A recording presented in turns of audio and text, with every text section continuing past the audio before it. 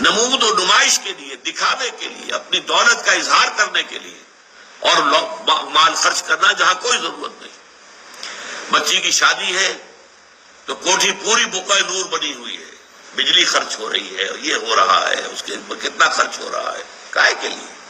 یہ سب نمائش، نمود، اور اس کا جو نتیجہ نکلتا ہے کہ اسی کوٹھی کے اندر کوئی باورچی ہوگا، کوئی جو ہے وہ ان کا شوفر ہوگا، کوئی چوکیدار ہوگا، ان کی بچیاں جو ہے ہو سکتا ہے کہ وہ بوڑھی ہو رہی ہوں گھر میں بیٹھی ہوئی، اور ان کے ہاتھ پیلے نہیں ہو سکتے کہ کوئی بنیادی ضرورت کی چیزیں بھی فراہم نہیں ہے۔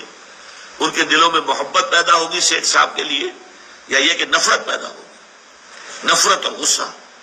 اسی لیے پھر جب کے زمانے میں سرخ جھنڈے بہت لاہور کی سڑکوں پہ نظر آئے تھے تو دولت مند لوگوں کو بڑا خوف ہو گیا تھا کہ یہ لوگ جو ہے یہ ہمارے پیٹ چاک کریں گے، ہمارے پیٹ پھاڑیں گے۔ یہ نفرتیں پیدا ہوتی ہیں۔ اسی لیے کہا گیا ان المبذرین کانوا اخوان الشیاطین۔ یہ سورہ بنی اسرائیل میں یہ بھی ہمارے منتخب نصاب میں درس آ جائے گا کہ یہ جو نمود و نمائش کے لیے دولت اڑانے والے لوگ ہیں یہ تو شیطانوں کے بھائی ہیں۔ وَقَالَ الشَّيْطَانُ لِرَبِّهِ كَفُورًا، اور یقیناً شیطان جو ہے وہ اپنے پروردگار کے لیے، اپنے مالک اور رب کے حق میں بہت ہی ناشکرا تھا۔